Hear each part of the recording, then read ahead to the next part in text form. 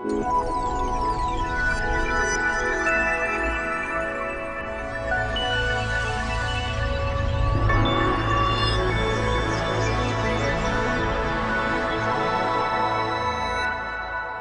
want to thank Matthew for the invitation. I'm a great fan of the RSA and a long-time fellow. And I'm delighted to know that my talk here has been the most popular download. No, I was saying the TED video has been downloaded 4 million times. My son showed me a video recently on YouTube of two kittens who seem to be having a conversation. It's 90 seconds long, and that's been downloaded 17 million times. So I'm not getting carried away with myself, really. If only I had looked cute for 90 seconds, my fame would be even greater. I just want to say a few words about this book, because the real value of today is that we're a small enough group to have a conversation, and I would really value that. I was asked recently how long it took to write this book. And there are two answers to that. One of them is 8 months, 6 to 8 months. And the other is 35 years. Because this book is about something I feel passionately about and have done most of my professional life. Actually, longer than that even, most of my unprofessional life. And the core idea really is that, certainly in my experience, most adults have no idea of their true talents, no idea of what they're really capable of achieving. Most adults, in my experience, kind of bump along the bottom. You know, they do something they feel perhaps more or less competent in, things they feel they need to do, but don't do it with any great passion or commitment or any great sense of fulfillment. I don't say this is true of you, and I can't prove the statistics of this. I'm just saying it's been my experience. I meet people time and again. And yet I also meet people who absolutely love what they do and couldn't really imagine doing anything else. That when they discovered this thing, for them it was a turning point, and this is what their life has become. So I've long been interested in what the difference is and what makes the difference. And the book is therefore based on a whole series of interviews with people about how they got to be, so to speak, in their element. I heard myself saying this a lot, you know, that people do their best when they do something they love, when they're in their element. And I thought, well, what is it quite to be in your element? And I think it's two things. One of them is that if you're in your element, you're doing something for which you have a natural capacity, a natural feel. And it's different for all sorts of people. It's different for all of us, really. One of the people in the book is a guy called Terence Tao. I didn't have the pleasure of meeting him, but his story is quite well known, and we included it. Terence Tao, have you heard of Terence Tao, any of you? He's a professor of mathematics in UCLA. At the age of 2, he taught himself to read from Sesame Street. So a rather quirky accent in the case of Terence, and rather too feathered for most people's taste, really. And then at the age of 3, he was completing double-digit equations. I don't know what they are, by the way, but he was doing it at 3. At the age of 8, he took a college entrance exam in mathematics and got 97%. At the age of 20, he got his PhD in maths, and at the age of 30, he got the Field Medal, which is equivalent to the Nobel Prize for Mathematics, and the MacArthur Genius Award. It's reasonable to say that Terence gets maths. You know? Terence got the hang of maths, frankly, in a way that most of us have not. I realized recently, I was born in 1950. That's not what I realized recently. I knew that. I have known that for some time now, in fact, since 1950. So I'm a kind of boomer, kind of. And I realized recently that I was given a guitar as a teenager around the same time that Eric Clapton got his first guitar. It worked out for Eric, you know, in a way it is yet to work out for me. So part of this is having a natural aptitude, kind of knowing what this thing is, and taking to it. But being good at something, being naturally good at something, is not enough to be in your element, as I see it. To be in your element, you also have to love it. I know lots of people who are doing things they're good at that they don't greatly care for. They do it because they're good at it. I wrote a book in the 80s, and the editor who worked on the book is a wonderful woman. She used to be a concert pianist. And I was rather surprised by this when she told me, and I said, what happened? And she said she was giving a concert at the Purcell Room on the South Bank one evening. And at the end of it, the conductor took her for dinner and said, "You were great this evening." She said, "Thank you." He said, "But you didn't enjoy it, did you?" And she said, "How do you mean?" He said, "Well, you didn't enjoy it."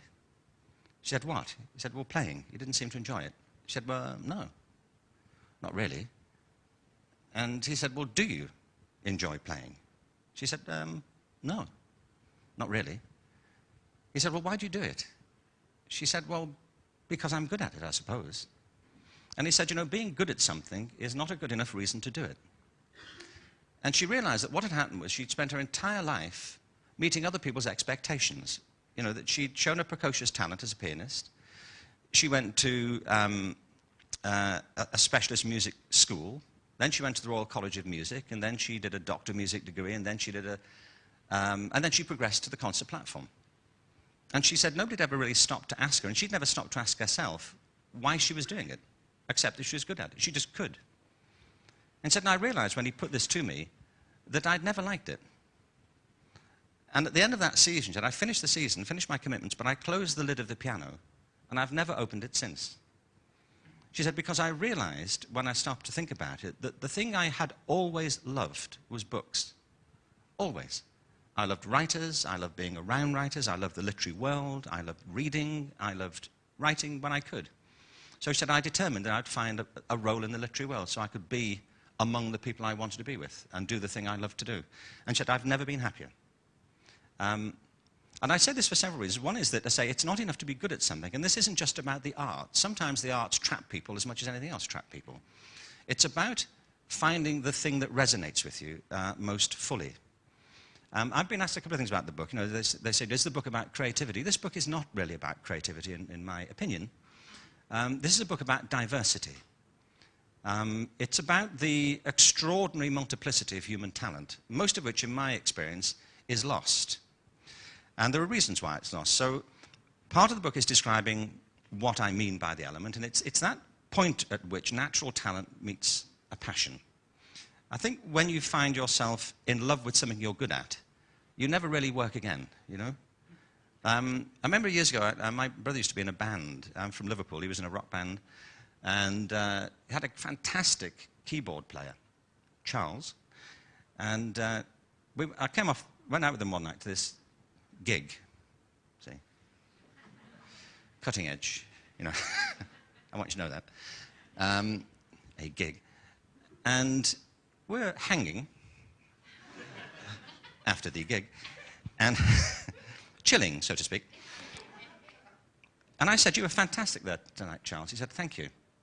I said, but you didn't enjoy it. No, I didn't say that. No. I said, no, you were fantastic there tonight, weren't you? He said, yes, I was. And I said, it was a casual remark. I said, I would love to do that. He said, do what? I said, play the keyboards. I'd love to be able to do that. We're just sitting there with a drink. He said, no, you wouldn't. I was a bit taken aback, because I felt myself an authority on my own opinions, so I said, but I would. He said, no, you wouldn't. And we went on in this way for some time, And he said, no. He said, if you would love to do this, you'd be doing it. He said, to do what I do, I practice 6 to 8 hours every day, and I play every night. And I do that because I love it. I couldn't do it if I didn't.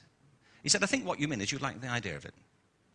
So I was a bit startled, really, because it was a casual social comment, frankly. I didn't mean to be sort of cauterized in this way socially, but he made a good point, that it's that point at which passion meets a natural facility. Now, the reason I wanted to explore all of this is because, as I say, my experience is that most people don't have the experience of finding this configuration in their lives. I don't say it's true of you, but it's true of a lot of people. And yet some do. And they're in all sorts of different fields. Now, I've had a lifelong commitment, as I guess some of you know, to education. And I think education is partly responsible for diverting people from their talents. I don't mean individual teachers or particular schools. It's not a problem of teachers or particular schools. It's a system problem. It's to do with the ideology of education in which people are working. the things they take for granted as being true. In many cases, in my opinion, things that are not true. One of them, for example, is this extraordinary distinction which still plagues us, which, by the way, the RSA, I think, has always pioneered against. This awful distinction people make between academic and vocational education. I really think it's a dreadful mistake to both make the distinction and then to privilege academic work above what's called vocational work. You know, as if doing things with your hands isn't really to be discussed in polite public. That, you know, real education is about a certain type of abstract conceptual knowledge, and that they're different in some way. I'll just give you an example of why I think it's so awkward and pernicious. I was in San Francisco a week ago signing a book. Actually, I was signing a number of books, you'd be interested. I mean, I didn't fly to San Francisco to sign this one book. You know, there were many books. But there was a line of people whose books I was signing. And what I find is people tell you their stories, and you get kind of adept at having a one-minute conversation with somebody for as long as it takes to sign their name, really. So you're not holding people up. But this guy stopped in front of me, and I'd been kind of having a little rant about academic and vocational education. And he said I was really, he bought the book, and so I was prepared to speak to him. And he said, I loved what you were saying, by the way. I said, well, what do you do? He said, I'm a fireman in Danville with the fire service. I said, oh, fantastic. How long have you been a fireman? He said, well, my working life. I said, and when did you know you wanted to be a fireman? He said, I always wanted to be a fireman. I said, I know kids say they want to be a fireman. I always wanted to be a fireman, all the way through school. He said, but nobody ever encouraged me. He said, I was in a school where the whole thing was to get to college and do a degree. He said, I never wanted to do that. I wanted to be a fireman. And he said, I was always made to feel bad about it. He said, in fact, I had one teacher who made a fool of me one day in the class when we were talking about careers. And he said what I want to do. And he told me I was stupid and that I would never amount to anything. He said, and a few months ago, I saved his life. You know, I pulled him out of a crash, gave him CPR, and he said, and I saved his wife's life as well. He said, I think he thinks better of me now. But you know what I mean? This insistence on a certain type of talent automatically pushes other sorts of talents further away, you know, from the center of attention in education. Now, the book, from one point of view, is personal in the sense it has lots of personal stories. But it's more than that. It's not really just a book of reminiscences by people who are doing things they like to do. There are three arguments that run through it, which I think are also central to what happens at the RSA. And they're these. The first is that what I'm trying to articulate in the book, I believe, is essential to human fulfillment. That finding a purpose in the work we do or the way that we spend our time, which resonates deeply with who we think we are, is an essential part of knowing who we are. That in a way, if you don't know what you can do, you don't really know what you might be. So it's about that, and people are in the book from all kinds of different fields. One of the people in the book is a guy called Bart Conner. Have you ever heard of Bart Conner? Bart Conner is a fantastic guy. I met him in Oklahoma a few years ago. Bart found that when he was 6, he could walk on his hands as easily as he could walk on his feet. We don't know how he found this out. I think he just fell over, but he could do it. And he said it wasn't much use to anybody, you know, but it was a source of social celebration. And then he found he could walk up and down stairs on his hands as well. You know, again, not a great deal of use, you know, but socially, you know, engaging. He said, you know, whenever the party's at the house, you know, and the conversation lulled, you know, his dad would say, Bart, just do the hands thing there, would you, man? You just do the stairs.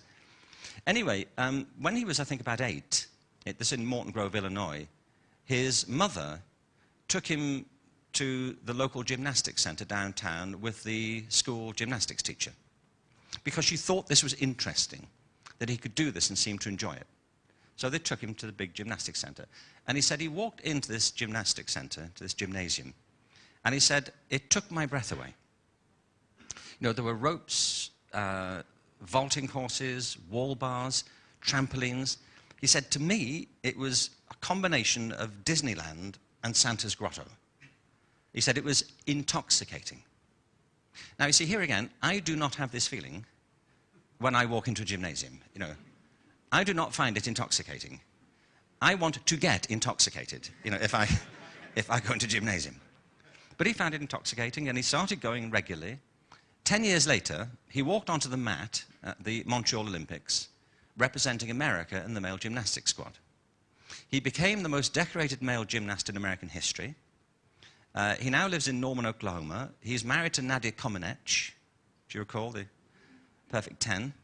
They have this extraordinary gymnastics school, and he and Nadia are leading figures in the world's Special Olympics movement.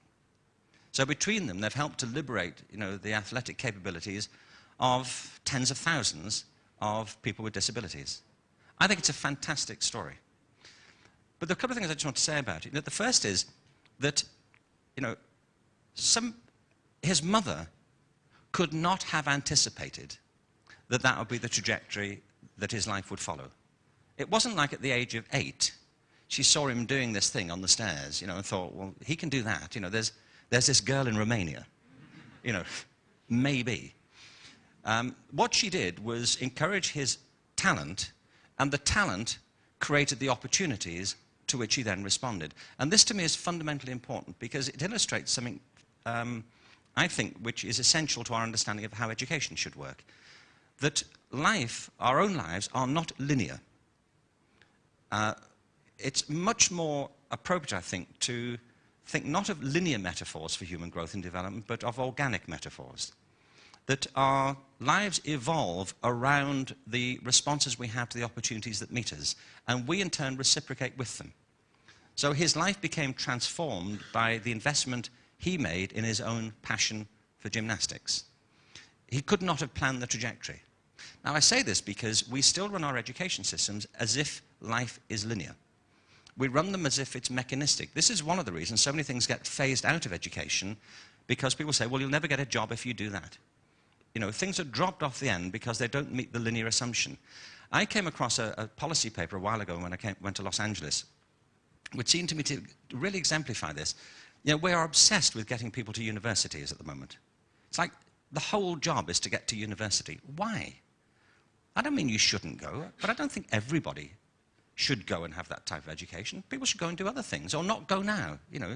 Do something else for a bit till they understand it. But I came across this policy paper which said that it was entitled, "College Begins in Kindergarten." No, it doesn't. Do you know, it doesn't. I mean, if we had more time, we could go into this, but time is short, so it doesn't. Kindergarten begins in kindergarten.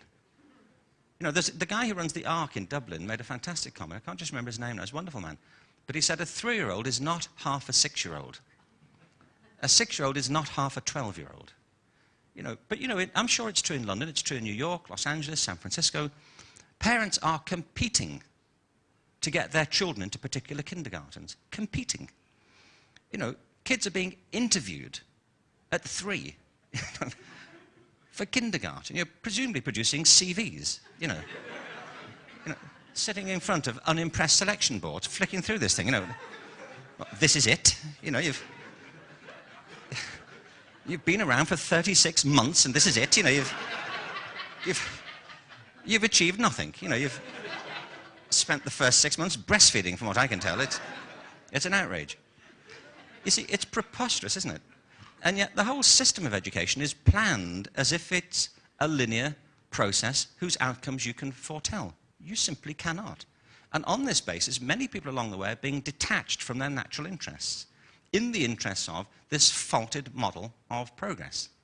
So, one, it's important for personal fulfillment. The second major argument here is that I think it's essential for the health of our communities. That if you have people aggregated in large numbers who feel disaffected, dislocated from a sense of purpose, with no social investment, either in themselves or the communities of which they're part, well, we know the price that we pay for this. I made an analogy, I think, the last time I was here at the RSA, because I believe it strongly, between the crisis in the world's natural resources, which I believe is real and severe, and the crisis which I think this book is about, which is the crisis in the world's human resources. And I think the origins are the same. They lie in industrialism and in a particular intellectual preoccupation. And the analogy is even stronger than that, because the current status quo serves the interests of massive commercial interests in just the same way as the oil-based economy met the needs of massive commercial interests. I know it's not so true in the UK, but in America there's an alleged outbreak of ADHD, attention deficit disorder. This is, I think, a false epidemic. I don't mean to say there's no such thing, but according to the figures in America, in the mid-80s, 500,000 kids were diagnosed with ADHD, and it's now nearly 8 million. Well, this is a bonanza for the drug companies and the pharmaceutical companies. Testing is a multi-billion-dollar industry, often conducted in the hands of people who know very little about education, just to keep the system running. So I think the analogy is exact. And I think I said last time, in America, for example, in California, I think the price we pay is enormous. Next year, 2010, in America, total spending on the state prison system will overtake spending on higher education. Does that make any kind of sense? I don't know what the figures are here, but it's a ludicrous conception of human capacity, isn't it? I just don't think there are that many bad people, I mean, there are bad people, but not so many. There are people in bad circumstances who make bad judgments, but not that many naturally bad people. I mean, there aren't that many psychopaths, I don't think, Actually, you don't need that many psychopaths, truthfully. I mean, one goes a long way, I find, don't you, really? If you meet two psychopaths in the same day, that's a bad day, really, isn't it? I'm saying, dear diary, what a day. So I think it's essential for the health of our communities. It, to me, speaks to a broader conception of human resources. And the final way in which I think the analogy holds is this, that human talent, human ability, like the world's natural resources, is often buried deep. It's not just lying around on the surface. You have to go looking for it. And that's true of many of the people in this book. Something happened which enabled them to develop this particular talent. They met somebody, or there was a confluence of circumstances, or there was a mentor, somebody who spotted something, or they came across it. It's not just obvious where your talent might be. And that's why I think so many people don't know what their talents are, because they've never actually come upon them yet. And the final point is, I think this is a hard-headed economic argument. That, as we look into the future and can't predict even 2 weeks out, what the economies may look like, what jobs people will do, how the economies may evolve, what sort of economic progress we'll make. Investing in the old model seems to me to be absolutely absurd. The old model is predicated on a particular view of intelligence and talent, and I think for the future we need to evolve systems of education and of organizational planning and of community development, which are based on a model of diversity rather than of conformity. And that's, in the end, what this book is about. It's to try and promote a broader view of the diversity of human talent in all of its many forms.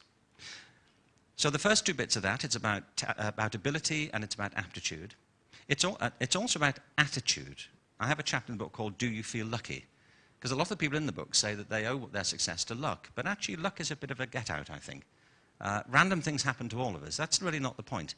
It's not what happens to you, I think, that makes the difference in your life. It's what you make of what happens, how you meet these circumstances and what you do about it. And it's about opportunity. There aren't that many pearl divers in the Sahara, truthfully, and not much bronco riding in the Antarctic. It's about cultural circumstances.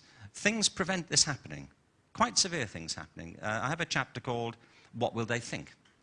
One of the things, I think of these as circles of constraint. One of the things that stops us doing what we might want to do is our own self-censorship. A fear that we'll fall flat on our face, that, well, me, I'm not even entitled to it. A second, I think, is other people's attitudes, friends and family, often well-intentioned.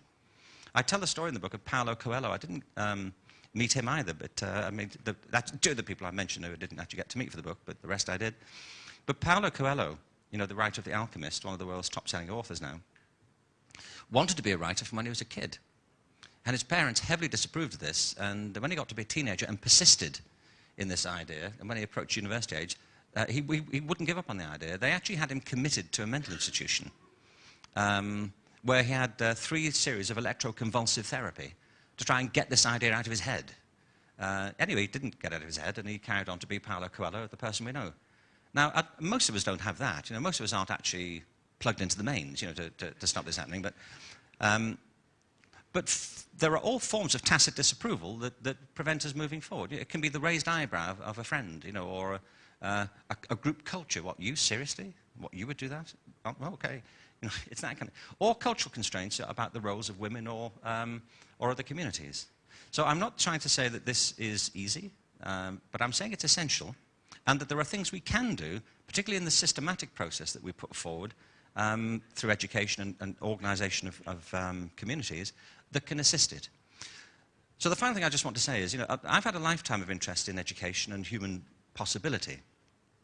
But in the end, what it seems to me essential to emphasize is that education is not a mechanistic process, and organizations are not mechanisms. You know, if you look at the management chart of most organizations, it looks like a wiring diagram. And it all kind of suggests that these are like mechanisms, and they're not. Human life and human communities are much more like organisms, in the sense that we flourish under certain conditions and we fade under certain conditions. And our success is always synergistic with our environment, as it is with a plant. You know, that a successful plant is successful throughout, not just in one part. And its success depends on the environment in which it lives and its enrichment of the environment. And I find this is true in the human field. I know schools across this country, organizations which are wonderfully healthy and vital, who enrich their environment and the people in it. The problem happens when we start to depersonalize education. And it continues to impress and depress me when successive governments don't get it. When they keep acting as if you can reform education by just tweaking the mixture and standardizing everything and getting back to basics. You know, I wish politicians who talked about getting back to basics understood what they were saying.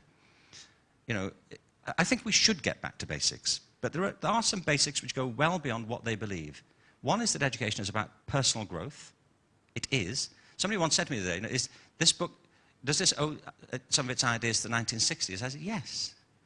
And to the 18th century, and to the 1920s, and to the ancient Greeks, I hope. Some ideas are worth repeating. It is about human flourishing. But it's also about recognizing that education and our communities are part of cultures and they're not independent and insulated from them. So there has to be a cultural commitment. And it's also about economic development, and that has to be synergistic with all of the rest. But at the heart of it, the elemental bit of it, is a different conception of human possibility. And that's really what the book tries to be about as a basis for a different type of conversation. I came across, I'm sure you know this, I came across a great piece a while ago from Michelangelo. It's quite old, this isn't recent, he didn't just say this, you know, it's like this just in, you know, from Michelangelo. But he talked about the making of the statue, the David. And he said, you know, I did not make this sculpture, I didn't make the David, I revealed it. It was there already in the stone. I can't take credit for it, I revealed it. And he said it's an easy thing to do, because all you have to do is to remove the bits that aren't the David. And there it is. That's all you do as a sculptor, remove the bits that aren't the David.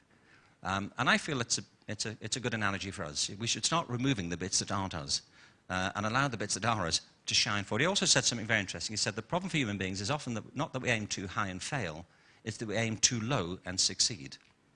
And the book is an appeal to aim high and to give us some sense of what success might look like. And I think it comes to that final bit, that finding your passion does change everything. Thank you. So, where does responsibility, duty, ethics fit into your kind of account of the way in which we lose those things, which we get to the real us, as it were? Well, they're not, you know, these aren't mutually exclusive ideas.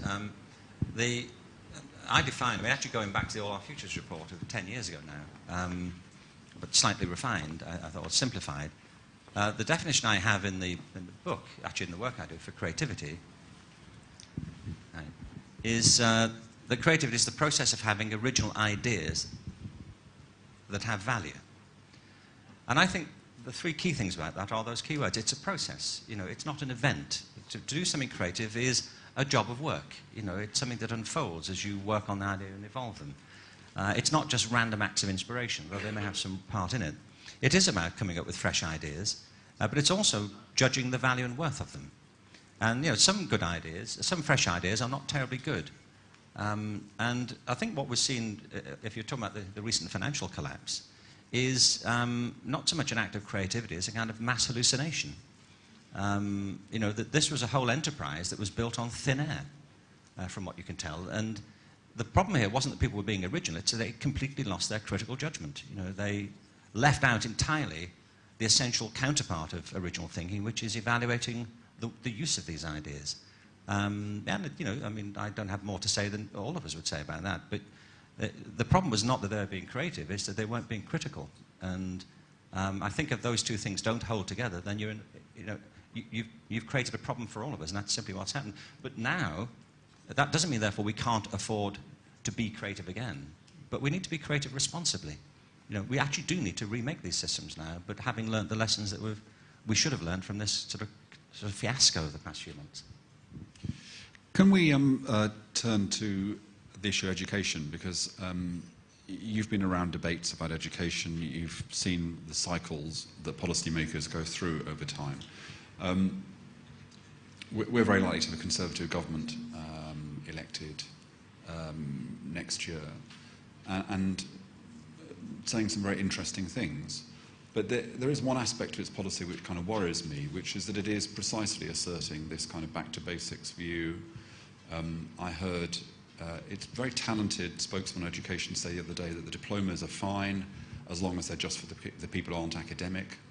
So there's a very strong push from a party that's likely soon to be in power for a reassertion of the academic vocational divide, a view that practical learning, that creative learning, that approaches like opening minds are some kind of horrible middle-class conspiracy to dumb down. I guess my question to you is what insight do you have, having been round and round these debates, about why it is there's so much circularity to the education debate, why it is we find it so hard to move on, and why, in a way, it's so easy to appeal in a rather kind of reactionary way to public opinion on education? Well, I think you're right. I mean, these debates go round and round, and it's exasperating. I mean, don't vote for them is one thing I would suggest. But I think it's a serious issue. You know, that this is not. I don't think people are acting in bad faith, truthfully. I don't think they're deliberately trying to run the country off a cliff when they say these things. The problem is much deeper than that. I think of it as ideological. What I mean is, and what all this is about, what I think my work has been about, is trying to challenge the fundamental assumptions on which people make these arguments. You know, when people say get back to basics, it's the thing they don't do. They just default to what they think is common sense, and they think you don't have to reflect on education because they went to school themselves once, and so it's a done deal. You know, everything about education is obvious, and the trouble is, most things that are obvious turn out not to be true. So my feeling about this is that, I remember when, do you remember when the national curriculum was introduced? It was, I think, well, I remember Kenneth Baker was the Secretary of State at the time, and essentially he really proposed the curriculum he had when he was at school as a boy. You know, it was really the curriculum of St. Paul's, you know, that the rest of the country was required to follow. Because he defaulted, you know, to the way he used to be educated. And, you know, I always worry when people say, well, it didn't do me any harm. I say, but look at you. Look at the state of you. I mean, why would we... but what I mean is, I think there is an evolution here, but I think you have to have a sensible view of the time frame. These are big cultural shifts that are happening. I think there's a general paradigm shift happening. There's a transformation. Even this conversation, you know, is an important part of that. And you have to have a theory of change. You know, I think one of them is that the changes we're talking about will not only come about if we focus on trying to change the minds of governments. Ministers come and ministers go. They have all their own interests at stake. They want some quick wins. They want to impress the electorate and the Daily Mail. We know that. They're more interested in that on the whole than the health of the country's schools, for the most part, in my opinion. But so we have to work with governments, and we have to get them, I think, to think the right things and do the right things. But it's equally important that we work at the ground level, encourage people who are doing the work, and empower them and help them to believe that it's important that they do these things.